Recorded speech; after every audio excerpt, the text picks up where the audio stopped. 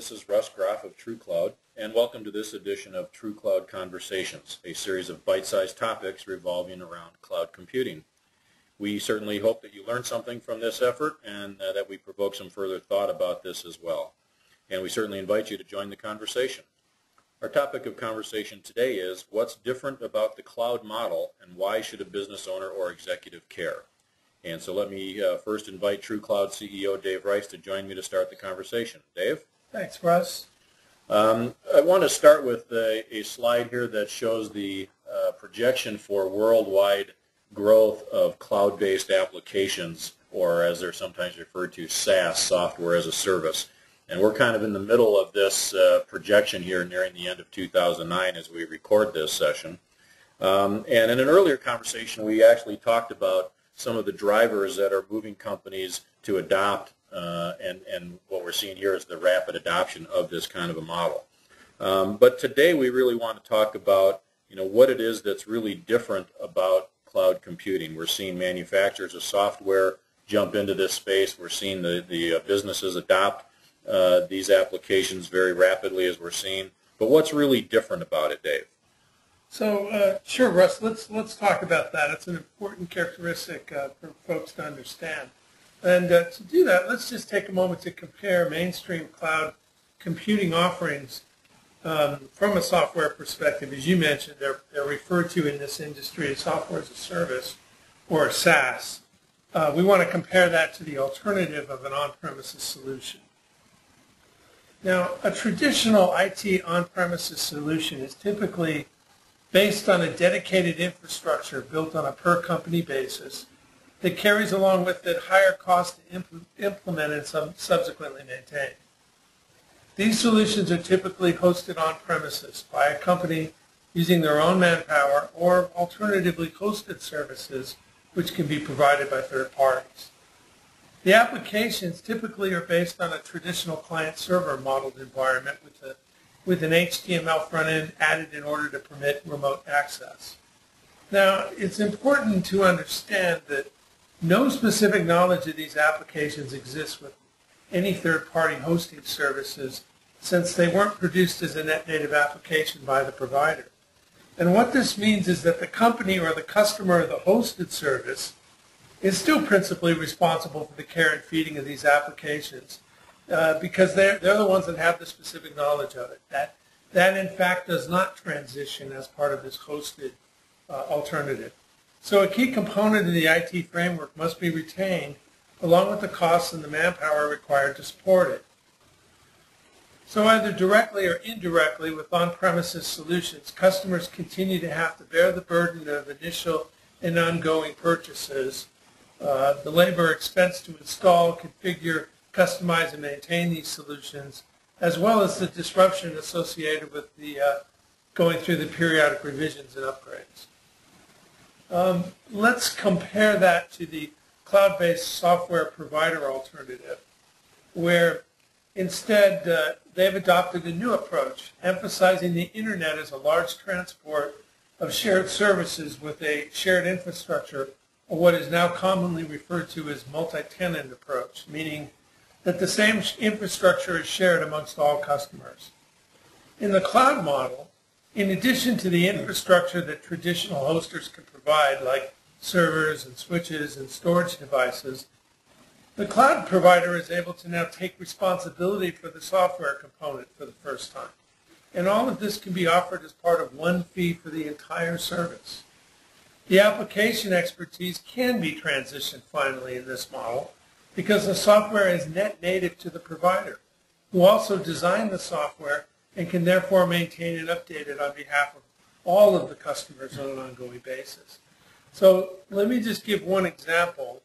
When a user from a particular company accesses customer information through a cloud-based CRM application, the application instance that the user connects to is actually accommodating users from dozens, if not thousands, of other companies, and this is completely transparent to any of the other users. Okay, so Dave, obviously this is a significant change then that's taking place in terms of who's actually responsible for the software. Before this cloud model, it was really the internal IT organization, maybe with some outside help, But now in this environment, with the cloud in place, the software is really being provisioned by the cloud provider as part of a fixed fee. Okay, so that's pretty clear. That's a big advantage. But doesn't this still mean that businesses have to consider, all the challenges of actually deploying the new applications, kind of starting over and converting data and so forth? Well, Russ, it does mean that a transition is necessary, but the good news is with a lot less pain involved. Cloud-based software solutions in most cases take significantly less implementation time and cost. In fact, we've done one recently where we were able to complete an entire NetSuite implementation in just 6 weeks. Now, in the past, most of the time was spent doing these implementations on the learning curve, which is associated with the new product itself, and everything from extensive requirements gathering, the exercises associated with burning in new hardware, loading new software, training in-house personnel, all the things associated with gaining the capability to provide the support characteristics for a new system.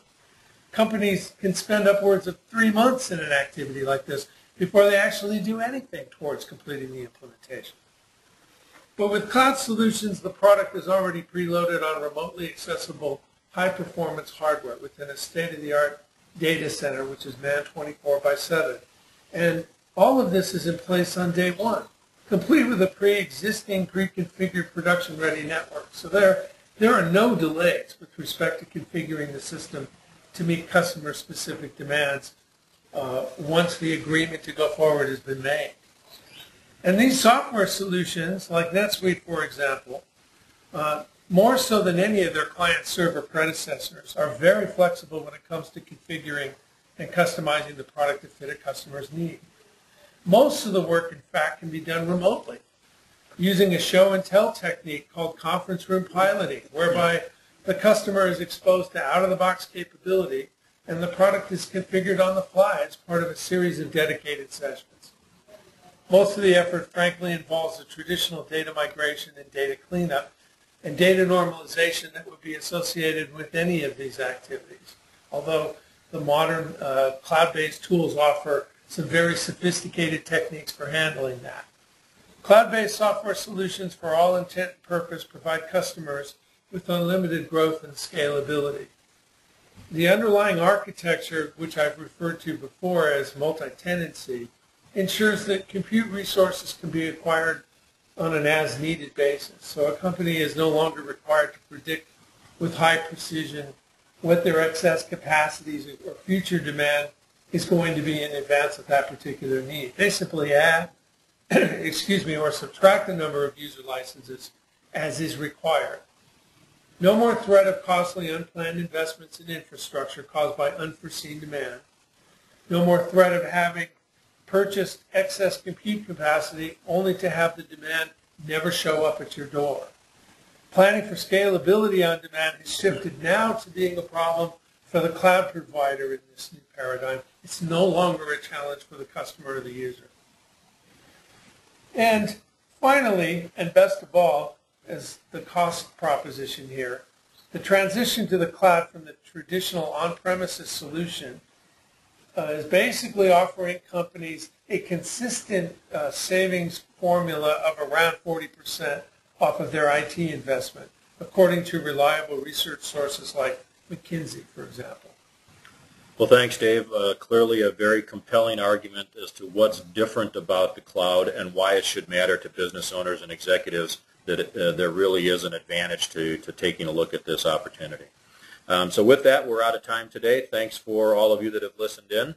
As I mentioned earlier, we'd love to have you get involved in the conversation with us, and you can do that by either giving us a call or emailing, following us on Twitter or Facebook, or visiting and commenting on Dave's blog.